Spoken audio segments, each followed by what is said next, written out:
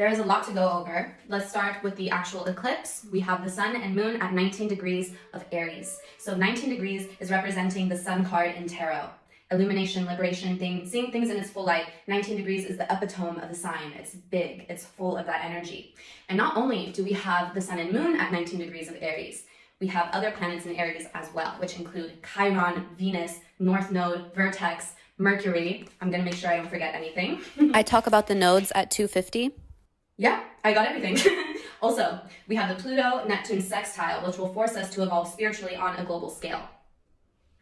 We have Mars and Saturn conjunction in Pisces, which will bring an end to some ideas and doctrine relating to belief systems. It can be violent and it can impact our day-to-day functionality as a society depending on where you stand. Jupiter is at 19 degrees, and it's also bringing illumination, clarity, triumph for the people in conjunction with Uranus, the planet of sudden change. So we can expect that sudden, expansive surprise energy, benefic. But the thing with Jupiter is it can expand hardship as well. So some of this stuff can be difficult to look at, but it's still important that we take a look at it and deal with it. We can handle it. What else? Yes, Chiron, Aries, and the moon at 19 degrees. Chiron is an important player here. He's showing our wound as to how we've been unable and have been a victim of conformity, how we've had to limit our self-expression to fit in and to survive. And we're gonna dive more into that in this video, so don't click off yet. Also, our will to move, act, change, and initiate will be backed by discipline. There will be forced movement and forced action. And this is referring to the conjunction of Saturn and Mars in the sign of Pisces. And of course, this will have to do with belief systems and systems, meaning institutions related to spirituality and religion. So that's going to come up for sure. You can expect some of this energy to revolve around our spirituality. This is why a lot of people were saying that spiritualists need to have extra caution. You can have caution, but don't be afraid to step into your power as well. Don't be scared by people trying to tell you what you can, should, and should not do. Take advantage of the energy, I'm telling you. So yeah, the keys are this eclipse, the conjunction of Jupiter Uranus, and the conjunction of Mars Saturn. So it's very important you do your research on that. All of these things are happening in Pisces, Aries, and Taurus. So relating to depth, psychology, undoing, unlearning, decomposing information, starting again new, initiation, and then finding a new sense of security within all of this new information. I want to talk about the nodal opposition I'm going through, which is that I have my North Node in Libra, but right now the North Node is in Aries, so it's nodal opposition. I'm dealing with some things that a lot of other people are dealing with as well. So as I mentioned earlier, shadow Libra. We're looking at how we've used fakeness, people-pleasing, inauthenticity, and masking. I'm naturally self-expressive and assertive, but it's been beaten out of me, similar to a lot of other people. I need to evaluate my masks, roles, personas that I've taken on.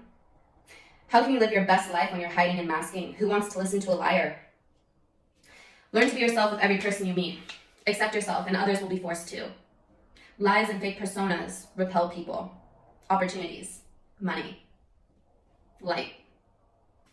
Get real and love when you get real. So that is the thing. Figure out where you're fake. Do all of your profiles match up? How does your voice change depending on who you're interacting with? Why is it changing? Why are you uncomfortable? Why do you still need to keep that mask? Who is it benefiting? The other theme, the other thing is incorporating the Aries and the Libra, understanding with diplomacy how to interact with people and communicate. So for example, just because you're self-assertive doesn't mean you forget the other people. You need to use your diplomacy communication skills, which means when you're dealing with people, you have to assert your intention, what you want, what you desire, why you want it, what your intention is. Did I already say that? That way it's crystal clear and they can't make up for themselves. You need to define yourself before other people define it for you. You need to clarify the terms and conditions before you take action sometimes. Otherwise you're gonna piss people off. So this is a very big theme, and don't expect to be perfect every time. This is a skill set that we develop. So make sure that you're using your communication and diplomacy of Libra. Don't forget about other people, because you do need them to survive. You need your clients, you need whoever it is.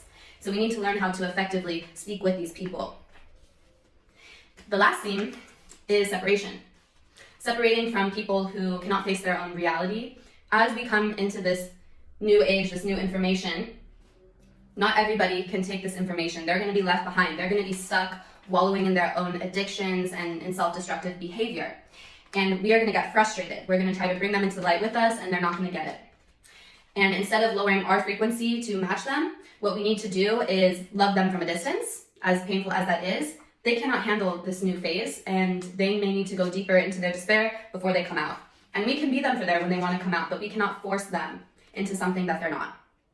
And a lot of these people are not going to be able to survive the new world if they keep up this mentality.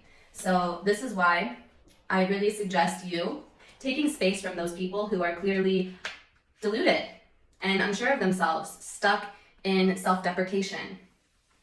We can't afford that. We can't afford to have our energy drained. So do what you can with those people, support them how you can, but don't be afraid to push them away a bit. It's okay. We can be there for them when they're ready. So that's what I have to say for this solar eclipse. I hope you have a lovely day, and let's chat later. Bye.